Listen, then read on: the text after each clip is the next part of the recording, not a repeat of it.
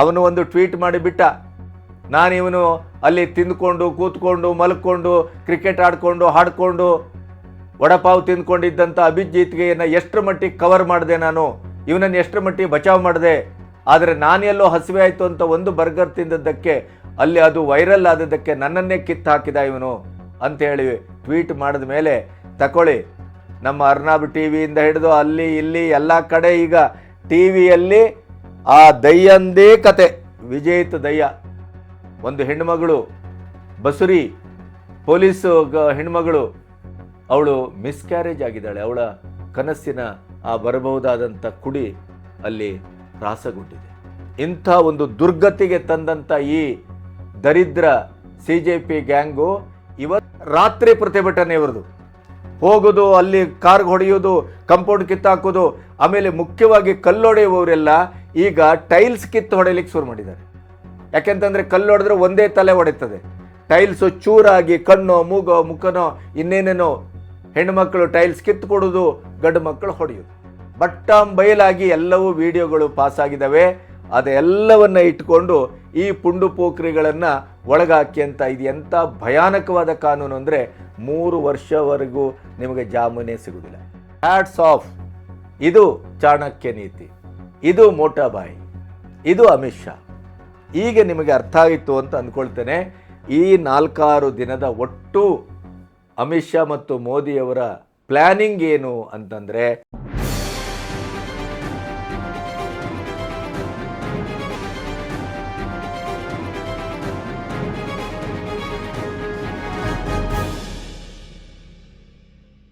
ನಮಸ್ತೆ, B Ganapathi news ಚಾನಲಿಗೆ ಸ್ವಾಗತ. ನನಗೆ ಓತಪ್ರೋತವಾಗಿ ಮೆಸೇಜ್ ಬರ್ತಾ ಇದೆ, ಫೋನ್ ಬರ್ತಾ ಇದೆ, ಏನಾಗಿದೆ ನಿಮಗೆ, 20 ಜುಲೈ ದೆಹಲಿಯ ಸಂಸತ್ ಚಲೋ ಅದರ ಮರುದಿನ ನೀವು ವಿಡಿಯೋ ಮಾಡಿದ್ದನ್ನು ಬಿಟ್ಟರೆ ಮತ್ತೆ ವಿಡಿಯೋವನ್ನು ಮಾಡಿಲ್ಲ ಯಾಕೆ ಅನ್ನುವ ಪ್ರಶ್ನೆ ಬಹಳ ತೀವ್ರವಾಗಿ ಬರ್ತಾ ಇದೆ. ನಿಮಗೆ ಗೊತ್ತಿರುವ ಹಾಗೆ ಬಿ ಗಣಪತಿ ಚಾನಲ್ ಮತ್ತು ಬಿ ಗಣಪತಿ ನ್ಯೂಸ್ ಚಾನಲ್ ಎರಡಿದೆ. ಬಿ ಗಣಪತಿ ಚಾನಲ್ಗಾಗಿ ಅತ್ಯಂತ ಕುತೂಹಲಭರಿತವಾದಂಥ ಮತ್ತು ಆಕರ್ಷಕವಾದಂಥ, ಜೊತೆಗೆ ಈ ದೇಶದ ಭವಿಷ್ಯಕ್ಕೆ ಬೇಕಾದಂಥ ಒಂದು ಅಪರೂಪದ ಕೆಲವು ವಿಡಿಯೋಗಳಿಗಾಗಿ ನಾನು ಸುತ್ತಾಟದಲ್ಲಿದ್ದೆ. ಹಾಗಾಗಿ ಅಲ್ಲಿ ನೆಟ್ ಇರಲಿಲ್ಲ. ಹಾಗಾಗಿ ನನ್ನ ವಿಡಿಯೋ ಮಾಡುವ ನನ್ನ ನಿತ್ಯ ಕಾಯಕ ನೆಟ್ಟಿಗಿರಲಿಲ್ಲ. ಇದು ನಿಮ್ಮ ಗಮನಕ್ಕಾಗಿ. ಆದರೆ ನಾನು ಇಲ್ಲಿಯವರೆಗೆ ವಿಡಿಯೋ ಮಾಡದೇ ಇರಬಹುದು, ಪ್ರತಿಯೊಂದು ಈ ಜಿರ್ಲೆಗಳ ಅವಾಂತರಗಳನ್ನು, ಹಿಂಸಾಚಾರವನ್ನು, ದೇಶ ವಿರೋಧಿ ನಡೆಯನ್ನು ಕೂಲಂಕಷವಾಗಿ ಗಮನಿಸ್ತಾ ಬಂದೆ. ನಾನು ನಿಮಗೆ ಪ್ರಥಮದಲ್ಲೇ ಒಂದು ಮಾತು ಹೇಳಿದ್ದೆ.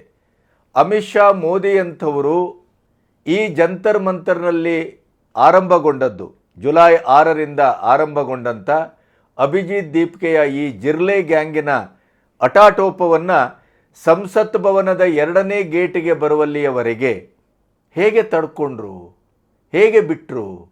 ವಾಂಗ್ಚುಕ್ ಅವರನ್ನು ಅವರಿನ್ನೇನು 2 ದಿನದಲ್ಲಿ ಸಾಯ್ತಾರೆ ಅಂಥೇಳಿ ಈ ಜಿರ್ಲೆ ಗ್ಯಾಂಗೇ ಘೋಷಣೆ ಮಾಡಿತ್ತು. ಹಾಗಾಗಿ 18ನೇ ತಾರೀಕು ಅವರನ್ನು ಎತ್ಕೊಂಡು ಹೋಗಿ ಬಲಾತ್ಕಾರವಾಗಿ ಅಂತಲೇ ಭಾವಿಸ್ಬೋದು, ಅವರ ಪ್ರಾಣ ಉಳಿಸುವ ಕೆಲಸವನ್ನು ಮಾಡಲಾಯಿತು. ಯಾಕೆಂತಂದರೆ ಈ ಪ್ರಾಣ ತೆಗೆಯುವ ಗ್ಯಾಂಗೇ ಅವರ ಅಕ್ಕಪಕ್ಕದಲ್ಲಿದೆ ಅನ್ನುವಂಥದ್ದು ಪ್ರಾಯಶಃ ಅಮಿತ್ ಶಾ ಅವರಿಗೆ ಗೊತ್ತಿದೆ ಅಂತ ಭಾವಿಸ್ತೇನೆ ನಾನು. ಅದರ ನಂತರ ಇವರದು ಇಡೀದಾದಂಥ ನೀಟ್ ಎಕ್ಸಾಮು, ಧರ್ಮೇಂದ್ರ ಪ್ರಧಾನ್ ರಾಜೀನಾಮೆ, ಪರೀಕ್ಷೆ ಮತ್ತು ಶಿಕ್ಷಣದ ಸುಧಾರಣಾ ಕ್ರಮ, ಈ ಒಂದು ಅಜೆಂಡವನ್ನು ಇಟ್ಕೊಂಡು ವಾಂಗ್ಚುಕ್ ಏನು ಈ ಜಿರ್ಲೆ ಗ್ಯಾಂಗ್ನೊಟ್ಟಿಗೆ ಪ್ರವೇಶ ಮಾಡಿದ್ರು.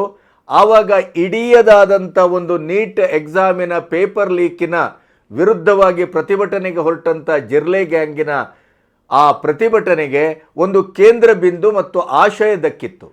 ಯಾವಾಗ ಇವರು ಹಾಸ್ಪಿಟ್ಲಿಗೆ ವಾಂಗ್ಚುಕ್ ಶಿಫ್ಟ್ ಆದರೋ ಆವಾಗಲೇ ಹಳಿ ತಪ್ಪಿದೆ. ಜಿರ್ಲೆ ಗ್ಯಾಂಗಿನ ಹೋರಾಟ ಹಳಿ ತಪ್ಪಿತು. ದೇಶ ವಿರೋಧಿ ಗ್ಯಾಂಗ್ಗಳಲ್ಲಿ ಸೇರ್ಪಡೆಯಾದವು, ಆಜಾದಿ ಗ್ಯಾಂಗು ಸೇರ್ಪಡೆಯಾದವು, ಚಂದ್ರಶೇಖರ್ ರಾವಣ್ ಗ್ಯಾಂಗ್ ಸೇರ್ಪಡೆಯಾದವು, ಸಿಮಿ ಸಂಸ್ಥಾಪಕರ ಗ್ಯಾಂಗ್ ಸೇರ್ಪಡೆಯಾಯಿತು. ನಿನ್ನೆಯಂತೂ ಆಶ್ಚರ್ಯ ಅಂದರೆ ಚರಿತ್ರೆಯಲ್ಲೇ ಮೊದಲ ಬಾರಿಗೆ ಯಾವುದೇ ಪ್ರತಿಭಟನೆಯಲ್ಲೂ ಸ್ವತಂತ್ರ ಭಾರತದಲ್ಲಿ ಭಾಗವಹಿಸದೇ ಇದ್ದಂಥ ಕ್ರಿಶ್ಚಿಯನ್ ಫಾದ್ರಿಗಳು ನಿನ್ನೆ ಇದೇ ಕಾಕ್ರೋಚ್ ಪ್ರತಿಭಟನೆಯಲ್ಲಿ ಪಾಲ್ಗೊಂಡದ್ದು ಅತ್ಯಂತ ವಿಷಾದನೀಯ ಮತ್ತು ವಿಶೇಷವಾಗಿತ್ತು. ಅದರ ಬಗ್ಗೆ ಮಾತಾಡೋಣ. ಯಾಕೆ ಬಂದರು ಅವರು? ಇವೆಲ್ಲ ನಡೆಯಿತು. ನಿಹಾಂಗ ಗ್ಯಾಂಗ್ ಬಂದು ಕೂತಿದೆ, ಉದ್ದುದ್ದ ಖಡ್ಗವನ್ನು ಹಿಡ್ಕೊಂಡು ಅವರ ಸಾಂಪ್ರದಾಯಿಕ ಅಸ್ತ್ರಶಸ್ತ್ರಗಳೊಟ್ಟಿಗೆ. ಅವರಲ್ಲಿ ಬಂದು ಏನು ಕೂಗು ಹಾಕೋದು ನೋಡ್ತಿರೋ, ಜಳಪಿಸೋದು ನೋಡ್ತಿರೋ, ಚಪ್ಪಾಳೆ ನೋಡ್ತಿರೋ, ಫೋಟೋ ಸೆಷನ್ ನೋಡ್ತಿರೋ, ಇವೆಲ್ಲವೂ ನಡೆಯಿತು.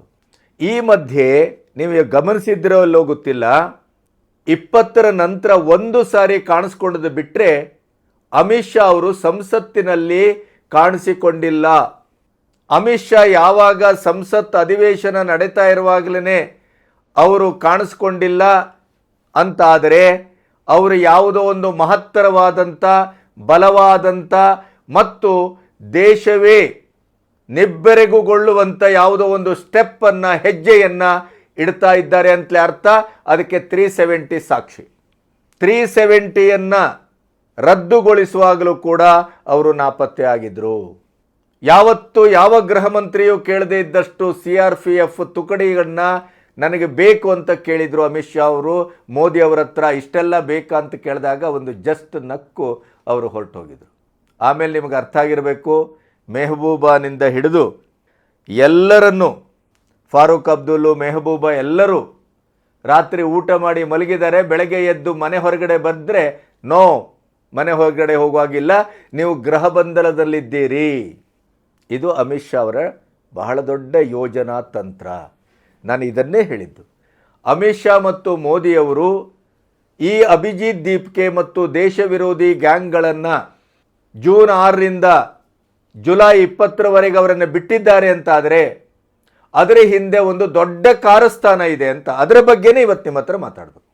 ಈ ಬಿಟ್ಟು ಹಿಡಿಯೋದು ಹೇಳ್ತಾರಲ್ಲ, ಅದನ್ನು ಅಮಿತ್ ಶಾ ಮೋದಿಯವರು ಅತ್ಯಂತ ಜಾಣತನದಿಂದ ಮತ್ತು ಅತ್ಯಂತ ಪ್ರಬುದ್ಧವಾಗಿ ಮಾಡಿದ್ದಾರೆ ಅಂತ. ಈಗ ಒಂದೊಂದೇ ದೇಶವನ್ನು ರಕ್ಷಿಸುವ, ದೇಶವನ್ನು ಭದ್ರವಾಗಿ ಕಟ್ಟುವ, ದೇಶದ ಭವಿಷ್ಯಕ್ಕೆ ಬೇಕಾದಂಥ ವ್ಯವಸ್ಥೆ ಮಾಡುವ ಕೆಲಸದತ್ತ ಅಮಿತ್ ಶಾ ಹೊರಟಿದ್ದಾರೆ. ನಿನ್ನೆ ಸಂಜೆ 6 ಗಂಟೆಗೆ ಅವರು ಸಂಸತ್ ಭವನವನ್ನು ಪ್ರವೇಶಿಸಿದರು. ಬಹಳ ವಿಶಿಷ್ಟವಾದಂಥ ಉಡುಗೆ ತೊಡುಗೆಗಳ ಮೂಲಕ. ಅಲ್ಲವರು ಏನು ಮಾಡಿದರು, ಅದು ಈಗ ನಮಗಿರುವ ಬಹಳ ಮುಖ್ಯವಾದಂಥ ಪಾಯಿಂಟ್.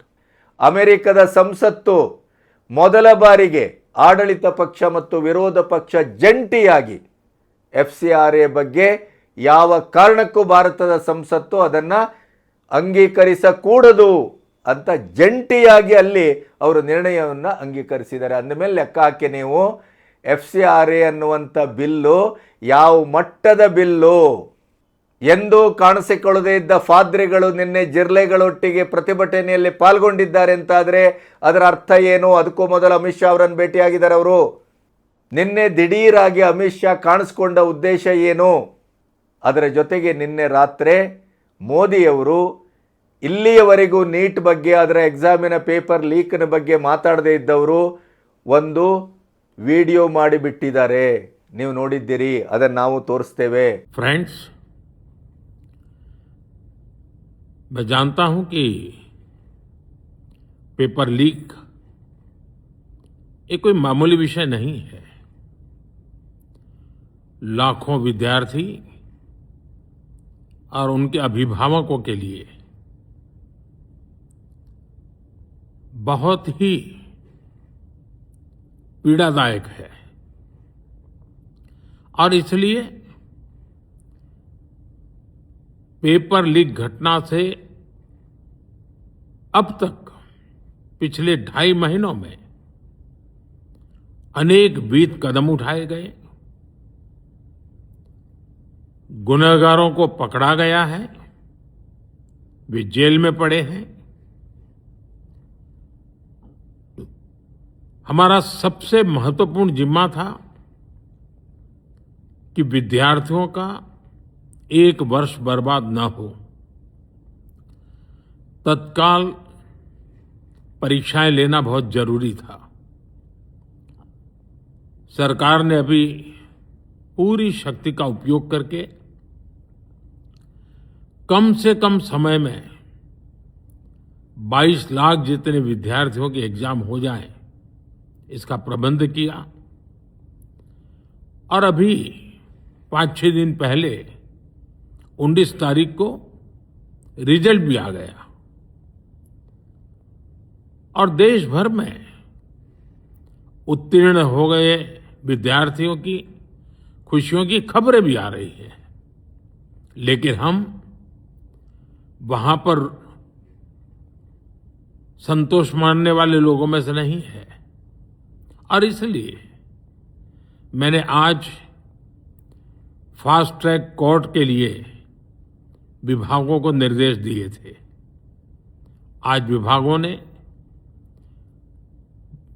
लगातार मेहनत करके देर रात मुझे मुसद्दा भी दे दिया। फास्ट ट्रैक कोर्ट और कठोर सजा के प्रावधान के साथ का ये मुसद्दा कल कैबिनेट में चर्चा होगी। कैबिनेट के साथियों के सुझाव के बाद उसका अंतिम रूप दिया जाएगा और सोमवार से संसद का दूसरा सप्ताह शुरू हो रहा है। तब जल्द से जल्द उस बिल को सदन में पारित कराने का प्रयास किया जाएगा। ನಾವು ಪ್ರತಿಭಟನೆಯನ್ನು ನಿಲ್ಲಿಸುವುದಿಲ್ಲ ಅಂತಂದ್ರು, ಆದರೆ ಅವರ ಪ್ರತಿಭಟನೆಯ ದಿಕ್ಕು ದಿಸೆಯನ್ನು ಬದಲಿಸಬೇಕು ಅಂತ ಹೊರಟಂತ ಅಮಿತ್ ಶಾ ಅವರ ಉದ್ದೇಶ ಈಡೇರಿದೆ. ಬಾಂಬು ಹಾಕಿದ್ದಾರೆ. ಅದು ಯಾವ ರೀತಿಯ ಬ್ಲಾಸ್ಟ್ ಆಗಿದೆ ಅಂತಂದರೆ ವಿಪಕ್ಷಗಳು ಚಿಂದಿ ಚಿತ್ರಾನ್ನಾಗಿದ್ದಾವೆ. ಹಾಗಾದರೆ ಏನು? ಆ ಎಲ್ಲ ವಿವರಗಳನ್ನು ನಿಮ್ಮೊಟ್ಟಿಗೆ ಹಂಚ್ಕೋಬೇಕು. ಇಲ್ಲಿಯವರೆಗೆ ನನ್ನ ಚಾನಲನ್ನು ಸಬ್ಸ್ಕ್ರೈಬ್ ಮಾಡದೇ ಇದ್ದರೆ ಸಬ್ಸ್ಕ್ರೈಬ್ ಮಾಡಿ ಮತ್ತು ಸ್ವತಂತ್ರ ಪತ್ರಿಕೋದ್ಯಮಕ್ಕೆ ಬೆಂಗಾವಲಾಗಿ. ಮೋದಿಯವರು ಅತ್ಯಂತ ವಿನಯದಿಂದ ಗೌರವದಿಂದ ಯುವ ಸಮುದಾಯವನ್ನು ತಾನು ಎಷ್ಟು ಪ್ರೀತಿಸ್ತೇನೆ ಅನ್ನುವ ಕಳಕಳಿಯಿಂದ ಮಾಡಿದ ವಿಡಿಯೋವನ್ನು ಹೇಸಿಗೆ ವಿಡಿಯೋ ಅಂತಂದ್ರಲ್ಲ, ಏನು ಅಬ್ರಾಟ ನಿಮ್ಮದು? ಪ್ರಧಾನಿಯವರ ಮನೆಯ ಇಡೀ ಭದ್ರತಾ ವ್ಯವಸ್ಥೆಯನ್ನೇ ಬ್ರೀಚ್ ಮಾಡಿ ಮೀರಿ ಪ್ರಧಾನಿಯವರ ಮನೆ ಮುಂದೆ ನಾನು ಐತಿಹಾಸಿಕವಾದ ಪ್ರತಿಭಟನೆ ಮಾಡಿದೆ ಅಂತ ಏನು ಘೋಷಣೆ ಮಾಡಿಕೊಂಡ್ರಿ. ಆಮೇಲೆ ನೀವು ಸಂಸತ್ ಭವನದಲ್ಲ ನಮ್ಮ ಹೋರಾಟ, ಇನ್ನು ಮುಂದೆ ನಮ್ಮದು ಬೀದಿಯಲ್ಲಿ ಹೋರಾಟ. ನಿನ್ನೆ ಎಲ್ಲ ಇಂಡಿ ಕೂಟವನ್ನು ಮನೆಗೆ ಕರೆದ್ರು. ಯಾವತ್ತೂ ಮನೆಗೆ ಕರೆದೇ ಇದ್ದಂಥ ರಾಹುಲ್ ಗಾಂಧಿ ಮನೆಗೆ ಕರೆದ್ರು. ಅಖಿಲೇಶ್ ಯಾದವ್ ಮೊದಲು ಎಂಟ್ರಿ. ನಿನ್ನೆನೇ ಘೋಷಣೆ ಆಯಿತು, ಬೀದಿಯಲ್ಲಿ ಪ್ರತಿಭಟನೆ, ಗಾಂಧಿ ಪ್ರತಿಮೆ ಎದುರು. ಅಲ್ಲೇ ರಾಹುಲ್ ಗಾಂಧಿಯ ಸೋಲಿರ್ತದ್ದು, ಅಮಿತ್ ಶಾ ಅವರ ಗೆಲುವಿದ್ದದ್ದು, ಇಡೀ ಜಗತ್ತು ನಡುಗ್ತಾ ಇರುವಂಥದ್ದು. ಅದಕ್ಕೂ ಮೊದಲು ನಿಮಗೊಂದು ಮಾತು ಹೇಳಬೇಕು ನಾನು.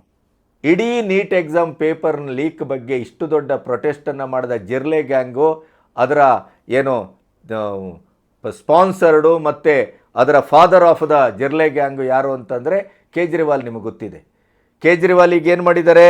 ಇದ್ದಕ್ಕಿದ್ದ ಹಾಗೆ ಈ ದಯ್ಯ ಬರ್ಗರು ಇತ್ಯಾದಿ, ಆ ದಯ್ಯ ಬರ್ಗರದ ಕತೆ ನಿಮಗೆ ಗೊತ್ತಲ್ಲ. ಅವನು ಒಂದು ಟ್ವೀಟ್ ಮಾಡಿಬಿಟ್ಟ, ನಾನಿವನು ಅಲ್ಲಿ ತಿಂದ್ಕೊಂಡು ಕೂತ್ಕೊಂಡು ಮಲ್ಕೊಂಡು ಕ್ರಿಕೆಟ್ ಆಡಿಕೊಂಡು ಹಾಡಿಕೊಂಡು ವಡಪಾವ್ ತಿಂದ್ಕೊಂಡಿದ್ದಂಥ ಅಭಿಜಿತ್ಗೆಯನ್ನು ಎಷ್ಟರ ಮಟ್ಟಿಗೆ ಕವರ್ ಮಾಡಿದೆ, ನಾನು ಇವನನ್ನು ಎಷ್ಟರ ಮಟ್ಟಿಗೆ ಬಚಾವ್ ಮಾಡಿದೆ. ಆದರೆ ನಾನೆಲ್ಲೋ ಹಸಿವೆ ಆಯಿತು ಅಂತ ಒಂದು ಬರ್ಗರ್ ತಿಂದದ್ದಕ್ಕೆ ಅಲ್ಲಿ ಅದು ವೈರಲ್ ಆದದ್ದಕ್ಕೆ ನನ್ನನ್ನೇ ಕಿತ್ತು ಹಾಕಿದ ಇವನು ಅಂಥೇಳಿ ಟ್ವೀಟ್ ಮಾಡಿದ ಮೇಲೆ ತಗೊಳ್ಳಿ, ನಮ್ಮ ಅರ್ನಾಬ್ ಟಿ ವಿಯಿಂದ ಹಿಡಿದು ಅಲ್ಲಿ ಇಲ್ಲಿ ಎಲ್ಲ ಕಡೆ ಈಗ ಟಿ ವಿಯಲ್ಲಿ ಆ ದಯ್ಯಂದೇ ಕತೆ, ವಿಜೇತ್ ದಯ್ಯ ಬಂದು ಅವನು ಎಲ್ಲ ಇವನ ಚಡ್ಡಿ ಬಿಚ್ಚಿ ನಿಲ್ಲಿಸ್ತಾ ಇದ್ದಾನೆ ಅಭಿಜಿತ್ ದೀಪ್ಗೆದು. ಇದರ ಮಧ್ಯೆ ಅಭಿಜಿತ್ ದೀಪ್ಗೆ ನಿನ್ನೆ ಇಡೀಯದಾಗಿ ನಾಪತ್ತೆಯಾಗಿದ್ದಾನೆ ಜಂತರ್ ಮಂತರಲ್ಲಿ. ಈಗ ಗೂಂಡಾಗಳೇ 90% ಜಮಾಯಿಸಿದ್ದಾರೆ ಅನ್ನೋದು ಅಧಿಕೃತ ವರದಿ.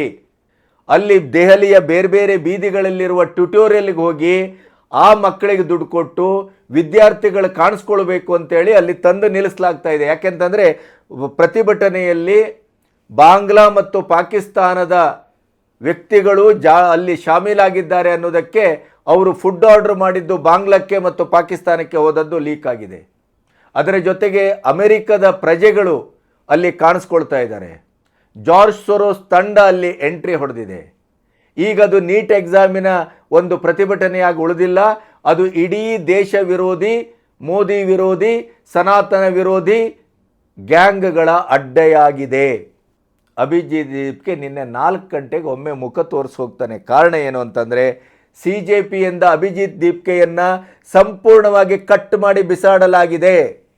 ಇದು ಬ್ರೇಕಿಂಗು.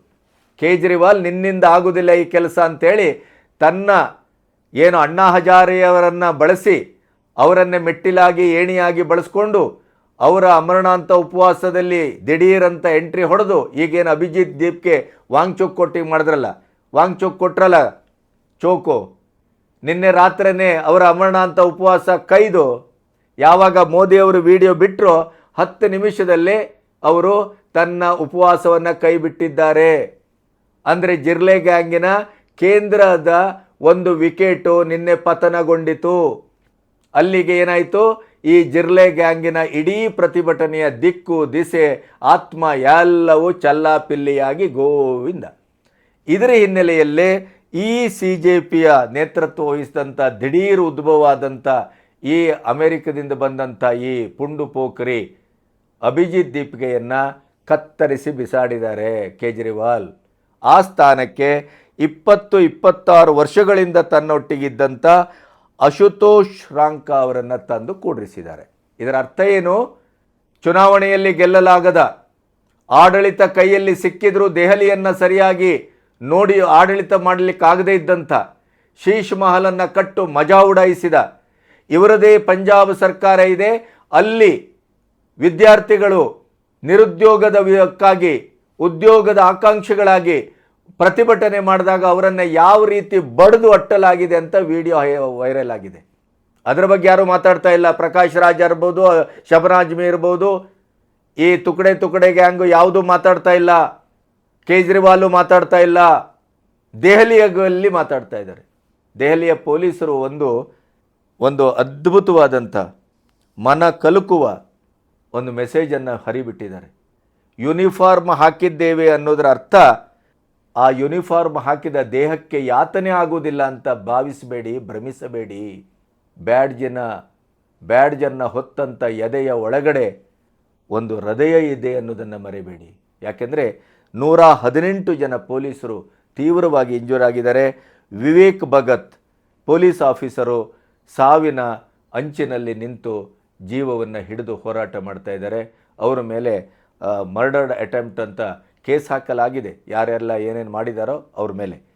ಒಂದು ಹೆಣ್ಣುಮಗಳು, ಬಸುರಿ ಪೊಲೀಸ್ ಹೆಣ್ಮಗಳು, ಅವಳು ಮಿಸ್ಕ್ಯಾರೇಜ್ ಆಗಿದ್ದಾಳೆ. ಅವಳ ಕನಸಿನ ಆ ಬರಬಹುದಾದಂಥ ಕುಡಿ ಅಲ್ಲಿ ಹ್ರಾಸಗೊಂಡಿದೆ.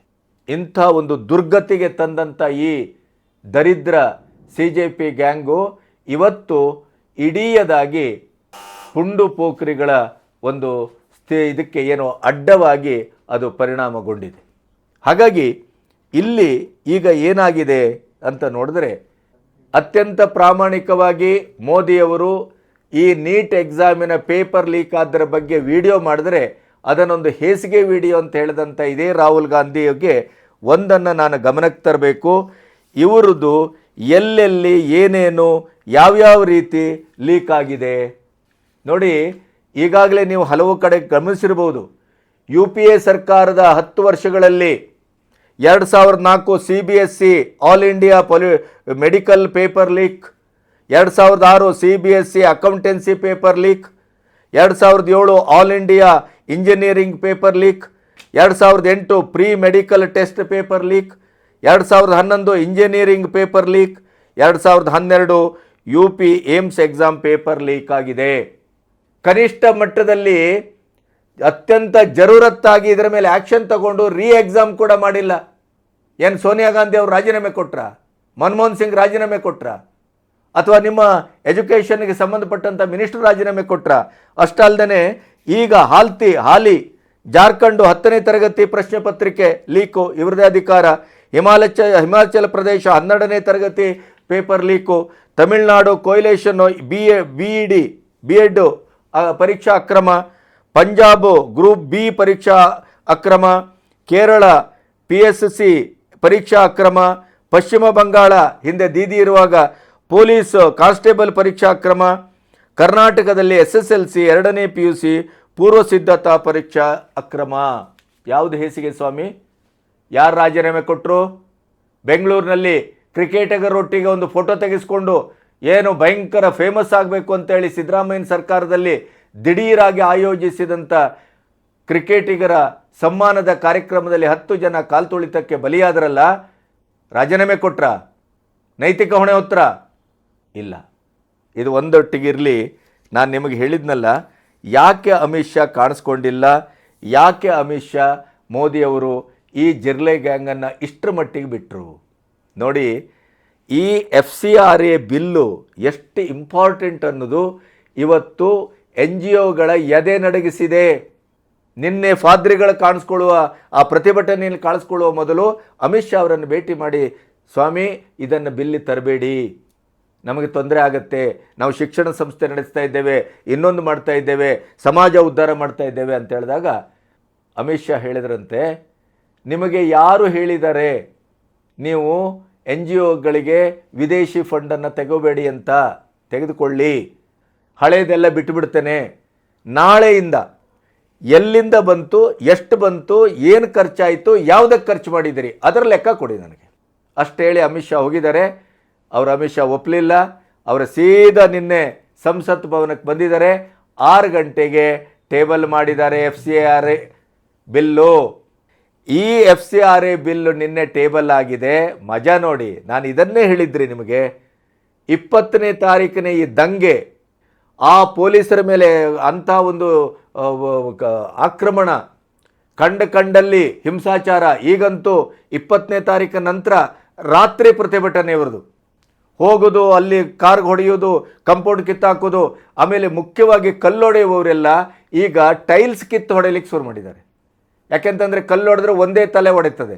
ಟೈಲ್ಸು ಚೂರಾಗಿ ಕಣ್ಣೋ ಮೂಗೋ ಮುಖನೋ ಇನ್ನೇನೇನೋ ಹೆಣ್ಣುಮಕ್ಕಳು ಟೈಲ್ಸ್ ಕಿತ್ತು ಕೊಡೋದು, ಗಂಡು ಮಕ್ಕಳು ಹೊಡೆಯೋದು, ಇಂಥ ದಂಧೆ ನಡೀತಾ ಇದೆಯಲ್ಲ. ಈಗ ಅಮಿತ್ ಶಾ 2 ಅದ್ಭುತ ಚಾಲನ್ನು ತನ್ನ ರಾಜಕೀಯದ ನಿಷ್ಣಾತ ಪ್ರಜ್ಞೆಯಲ್ಲಿ ಬಿಟ್ಟಿದ್ದಾರೆ.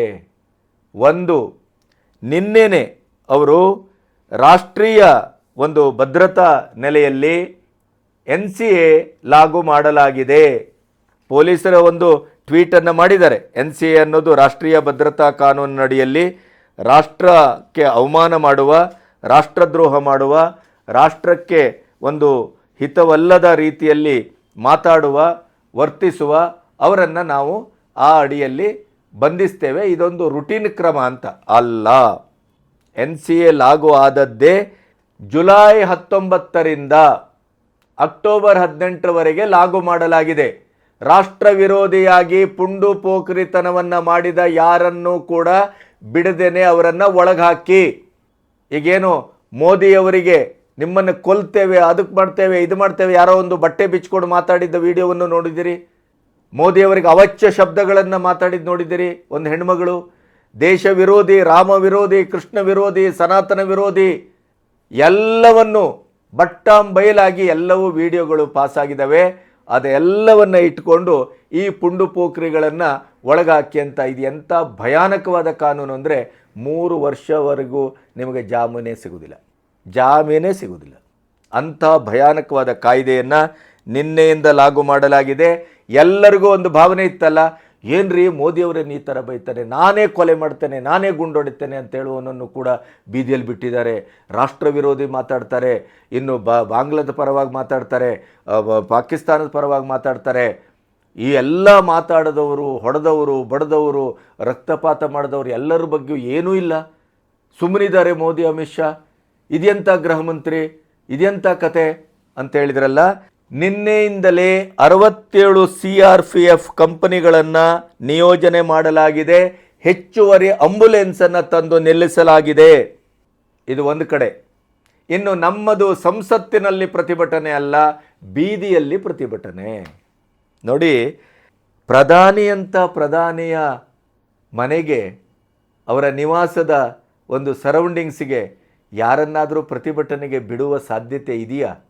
ಒಂದು ನೊಣ ಕೂಡ ಅಲ್ಲಿ ಮಿಸುಕಾಡುವುದಿಲ್ಲರಿ, ಒಂದು ಸೊಳ್ಳೆ ಕೂಡ ಅಲ್ಲಿ ನುಸುಳಿಕ್ಕಾಗೋದಿಲ್ಲ. ಆದರೆ ರಾಹುಲ್ ಗಾಂಧಿಯ ತುಕಡಿಯನ್ನು ಅಲ್ಲಿವರೆಗೆ ಬಿಟ್ಟ ಉದ್ದೇಶ ಏನು?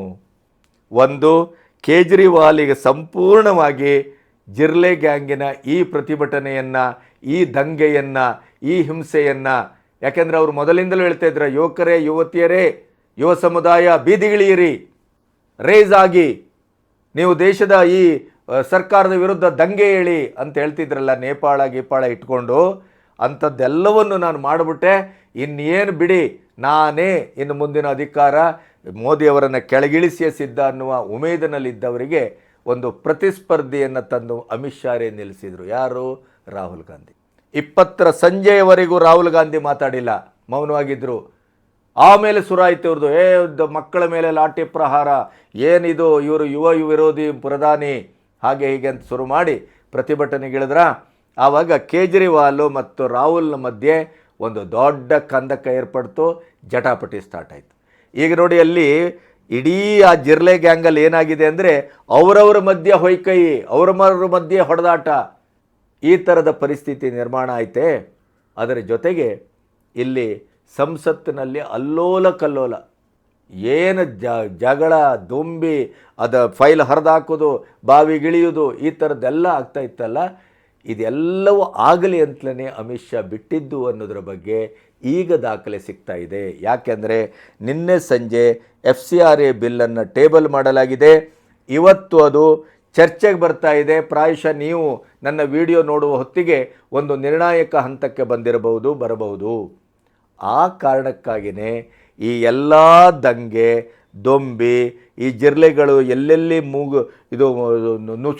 ನುಸುಳ್ಳಿ ಅವರ ಎಲ್ಲ ಫಾರಿನ್ ಫಂಡಿನ, ಫಾರಿನ್ ಲಿಂಕಿನ, ದೇಶ ವಿರೋಧಿತನದ ಮತ್ತು ಪ್ರಧಾನಿ ವಿರೋಧಿತನದ, ಸನಾತನ ಧರ್ಮ ವಿರೋಧಿ ನೆಲೆಯ, ಆಮೇಲೆ ದೇಶ ವಿರೋಧಿಗಳೆಲ್ಲರೂ ಅಲ್ಲಿ ಕ್ರೋಢೀಕರಣಗೊಳ್ಳುವ, ಈ ಎಲ್ಲವೂ ಆಗಿಬಿಡಲಿ ಅನ್ನುವಂಥದ್ದನ್ನು ಅಮಿತ್ ಶಾ ಉದ್ದೇಶಪೂರ್ವಕವಾಗಿಯೇ ಒಂದು ಎಳೆಯನ್ನು ಲೂಸ್ ಬಿಟ್ಟರು ಅನ್ನೋದಕ್ಕೆ ಸಾಕ್ಷಿ ಈಗ ಸಿಗ್ತಾ ಇದೆ. ನೋಡಿ, ಸಂಸತ್ತಿನಲ್ಲಿ 2/3 ಮೆಜಾರಿಟಿ ಬೇಕು FCRA ಬಿಲ್ಲು ಪಾಸ್ ಆಗಲಿಕ್ಕೆ. ಇದು 370 ಎಬ್ರಿಗೇಟ್ ಮಾಡಿದ್ದಕ್ಕಿಂತ ಇನ್ನೂ ಮಹತ್ವದ ಕಾನೂನಿದು. ನಮಗೆ ಯಾವಾಗ ನೋಟ್ ಬ್ಯಾನ್ ಮಾಡಿದಾಗ ಮೋದಿಯವರು ಯಾಕೆ ಮಾಡಿದರು ಅನ್ನುವಂಥ ಒಂದು ಪ್ರಶ್ನೆಗೆ ಮೋದಿಯವರು 3 ವರ್ಷದಲ್ಲಿ ಪಾಕಿಸ್ತಾನಕ್ಕೆ ನಾನು ಭಿಕ್ಷಾಪಾತ್ರೆ ಕೊಡ್ತೇನೆ ಅಂತ ಹೇಳಿದ್ರಲ್ಲ, ಅದು ಅಂತ ಆಮೇಲೆ ಅರ್ಥ ಆಯಿತು. ಇಡೀ ಭಯೋತ್ಪಾದಕತರಿಗೆ ಅವರು ನಡುವನ್ನು ಮುರಿದದ್ದಲ್ಲ, ಕುತ್ತಿಗೆಯನ್ನೇ ಕೊಯ್ದರು. ಆಮೇಲೆ 370 ಮೇಜರು, ಈಗ FCRA. ಈ FCRA ಬಿಲ್ಲು ಪಾಸ್ ಆಗಲಿಕ್ಕೀಗ ಯಾವ ತೊಂದರೆ ತಾಪತ್ರಯವೂ ಇಲ್ಲ. 2/3 ಮೆಜಾರಿಟಿ ಮೇಲೆ 1-2 ಮತ ಬಿದ್ದರೆ ಸಾಕು. ನೋಡಿ, ಕಾಂಗ್ರೆಸ್ಸು ಮತ್ತು ಇಡೀ ಇಂಡಿ ಕೂಟ ಬೀದಿಯಲ್ಲಿದೆ. ನಾವು ಬೀದಿಯಲ್ಲಿ ನಿಂತು ಪ್ರತಿಭಟನೆ, ನಿನ್ನೆ ಘೋಷಣೆ ಆಗಿದೆ, ಸಂಸತ್ ಭವನ ಪ್ರವೇಶ ಮಾಡುವಂಗಿಲ್ಲ. ಆಮೇಲೆ ಯಾವುದೇ ಬಿಲ್ಲನ್ನು NDA ಸರ್ಕಾರ ಪ್ರೆಸೆಂಟ್ ಮಾಡಿದಾಗಲೂ ಕೂಡ ಪ್ರತಿಭಟಿಸಿದ್ದು, ವಾಕೌಟು, ಬಾವಿಗಿಳಿದದ್ದು ಬಿಟ್ಟರೆ, ಅಥವಾ ಇಲ್ಲಿ ನಮ್ಮ ಸಂಸತ್ ಭವನದಿಂದ ಹೊರಗೆ ಬಂದು ಒಂದು ಪ್ಲೇ ಕಾರ್ ಹಿಡಿದು ಪ್ರತಿಭಟನೆ ಮಾಡೋದು ಬಿಟ್ಟರೆ ಯಾವುದೇ ಅಧ್ಯಯನವಾಗಲಿ, ಒಂದು ಕೂಲಂಕಷವಾಗಿ ಅದರ ಬಗ್ಗೆ ತಿಳ್ಕೊಂಡು ಬಂದು ಮಾತಾಡಿದ್ದಿಲ್ಲ. ಎಕ್ಸೆಪ್ಟ್ 370 ಬಿಟ್ಟರೆ ಮುಸ್ಲಿಮರಿಗೆ ನೋವಾಗುತ್ತೆ ಅಂತ ಮಾತಾಡಿದರು. ಅದು ಬಿಟ್ಟರೆ ಇನ್ಯಾವುದರ ಬಗ್ಗೆ ಅಧ್ಯಯನದಿಂದ ಒಂದು ಸವಾಲಿನ ಉಪಾಧಿಯಲ್ಲಿ ಸರ್ಕಾರಕ್ಕೆ ಒಂದು ಸವಾಲನ್ನೊಡ್ಡುವ ರೀತಿಯಲ್ಲಿ ಪ್ರಶ್ನೆ ಕೇಳಲೂ ಇಲ್ಲ, ಅಧ್ಯಯನ ಮಾಡಿ ಮಾತಾಡಲೂ ಇಲ್ಲ, ಎಲ್ಲ ವಾಕೌಟ್ ಮಾಡಿದ್ದೇ ಆಯಿತು. ಈ FCRA ಬಿಲ್ಲಿನ ಬಗ್ಗೂ ಕೂಡ ಯಾವ ಅಧ್ಯಯನವೂ ಅವರಿಗಿಲ್ಲ. ಇದು ಒಂದು. ಇನ್ನೊಂದು, ಅಮಿತ್ ಶಾ ಅವರ ತಂತ್ರ ಯಾವ ರೀತಿ ಇದೆ ಅಂತಂದರೆ, ಇವತ್ತು ಯಾವುದೇ ಕಾರಣಕ್ಕಾಗಿ ಏನಕ್ಕೇನ at any cost FCRA bill pass ಆಗತ್ತೆ. ಯಾಕೆಂತಂದರೆ ರಾಹುಲ್ ಗಾಂಧಿಯೇ ಇವತ್ತು ತನ್ನ ಮಾತಿನ ಮೂಲಕವೇ ಕಟ್ಟಿ ಹಾಕಿಕೊಂಡು ಬೀದಿಯಲ್ಲಿ ಕೂತಿದ್ದಾರೆ. ನಿಮಗೆ ಈಗ ಅರ್ಥ ಆಯಿತು ಅಂತ ಅಂದ್ಕೊಳ್ತೇನೆ. ಈ ದೇಶದ ಪ್ರಧಾನಿ ಮತ್ತು ಈ ದೇಶದ ಗೃಹ ಮಂತ್ರಿ ಅಜಿತ್ ದೋವಲ್ಲು, ಜೈಶಂಕರ್, ಇಂಥ ಘಟಾನುಘಟಿಗಳಿದ್ದವು. ವಕ್ಫ್ ಕಾಯ್ದೆ ಆಯಿತು, 370 ಆಯಿತು, ಯಾವುದೆಲ್ಲ ತಂದರು. ರಕ್ತಪಾತ ಹರಿಬೇಕಿತ್ತು, ಹರಿಸ್ತೇವೆ ಅಂತ ಸವಾಲು ಹಾಕಿದರು. ರಕ್ತದ ಬಿಂದು ಕೂಡ ನೆಲಕ್ಕೆ ಬೀಳಲಿಕ್ಕೆ ಬಿಟ್ಟಿಲ್ಲ. ಹಾಗಾಗಿ ಈ ಎಲ್ಲ ಪ್ಲ್ಯಾನನ್ನು ಮಾಡಿ ಈಗ ಅಮಿತ್ ಶಾ ಅವರ ಒಟ್ಟು ಉದ್ದೇಶ ಮತ್ತು ಅವರ ಗುರಿ ಏನಿತ್ತು, FCRA ಬಿಲ್ಲನ್ನು ಪಾಸ್ ಮಾಡತಕ್ಕದ್ದು ಮಾಡಬೇಕು. ಅದಕ್ಕೆ ಇದೆಲ್ಲ ಆವರಣವನ್ನು ಅವರು ಸಿದ್ಧಗೊಳ್ಳಿಕ್ಕೆ ಬಿಟ್ಟರು. ಪ್ರಧಾನಿ ನಿವಾಸದ ಎದುರು ಕೂಡ ಬಂದು ಪ್ರತಿಭಟನೆ ಮಾಡುವಂಥ ಮಟ್ಟಕ್ಕೂ ಲೂಸ್ ಬಿಟ್ಟದ್ದು ಭದ್ರತಾ ದೋಷ ಅಲ್ಲ, ತಾಕತ್ತಿಲ್ಲ ಅಂತಲ್ಲ, ತಡೆಲಿಕ್ಕಾಗೋದಿಲ್ಲ ಅಂತಲ್ಲ, ಇವರ ಟೆಂಪರ್ಮೆಂಟು ಅತಿಯಾಗಲಿ. ಜಿರ್ಲೆಗಳು ಹೇಗೆ ಪೊಲೀಸರನ್ನು ಪ್ರವೋಕ್ ಮಾಡಿ ಒಂದು ಗುಂಡು ಬೀಳಲಿ, ಒಬ್ಬ ಸಾಯಲಿ, ಆಮೇಲೆ ನಾವು ನೋಡ್ಕೊಳ್ತೇವೆ ಅಂತಿದ್ರಲ್ಲ, ಅದೇ ಟ್ಯಾಕ್ಟಿಸನ್ನು ತಿರುಗಿ ಹೊಡೆದಿದ್ದಾರೆ ಮೋದಿ ಮತ್ತು ಅಮಿತ್ ಶಾ. ಈ ಜಿರ್ಲೆ ಗ್ಯಾಂಗು, ಅಭಿಜಿತ್ ದೀಪ್ಕೆ, ಆಮೇಲೆ ಕೇಜ್ರಿವಾಲ್, ರಾಹುಲ್ ಗಾಂಧಿ, ಇವರಿಗೆಲ್ಲರಿಗೂ ಏಕಕಾಲದಲ್ಲಿ ಹಳ್ಳ ತೋಡುವ ಕೆಲಸವನ್ನು ಅಮಿತ್ ಶಾ ಅತ್ಯಂತ ಯಶಸ್ವಿಯಾಗಿ ಮಾಡಿದ್ದಾರೆ. Hats off. ಇದು ಚಾಣಕ್ಯ ನೀತಿ, ಇದು ಮೋಟಾಬಾಯಿ, ಇದು ಅಮಿತ್ ಶಾ. ಈಗ ನಿಮಗೆ ಅರ್ಥ ಆಯಿತು ಅಂತ ಅಂದ್ಕೊಳ್ತೇನೆ. ಈ 4-6 ದಿನದ ಒಟ್ಟು ಅಮಿತ್ ಶಾ ಮತ್ತು ಮೋದಿಯವರ ಪ್ಲ್ಯಾನಿಂಗ್ ಏನು ಅಂತಂದರೆ, ಈ FCRA ಎಲ್ಲರಿಗೂ ಬೆಂಕಿ ಬಿದ್ದಿದೆ. ಒಂದು ನೆನಪಿಡಿ, ನಾನು ಈಗಲೇ ನಿಮ್ಗೆ ಹೇಳ್ತೇನೆ, ಭಾರತವನ್ನು ವಿರೋಧಿಸುವ, ಭಾರತವನ್ನು ಅಭದ್ರಗೊಳಿಸುವ, ಭಾರತದ ಒಳಗಿನ ದೇಶ ವಿರೋಧಿ ಶಕ್ತಿಗಳು, ಭಾರತದ ಹೊರಗಿನ ದೇಶ ವಿರೋಧಿ ಶಕ್ತಿ ಜಾರ್ಜ್ ಸೊರೋಸ್ ಅಂತನೊಟ್ಟಿಗೆ ಕೈ ಜೋಡಿಸಿ ಇಲ್ಲಿಯೇನೋ ಹಂಗಾಮ ಸೃಷ್ಟಿ ಮಾಡ್ತೇವೆ ಅಂತ ಹೊರಟಿದ್ರಲ್ಲ, ಅವರೆಲ್ಲರಿಗೂ ಕೂಡ ಇದೊಂದು ಬ್ರಹ್ಮಾಸ್ತ್ರ ಪ್ರಯೋಗ. FCRA ಇವತ್ತು ಬಿಲ್ ಪಾಸಾಯಿತು ಅಂತ ಆದರೆ ಇವರ ಹಣೆ ಬರ ಎಲ್ಲ ಇವತ್ತು ಸಮಾಧಿ ಆಗುತ್ತೆ, ನೆನಪಿಡಿ. ನಮಸ್ತೆ.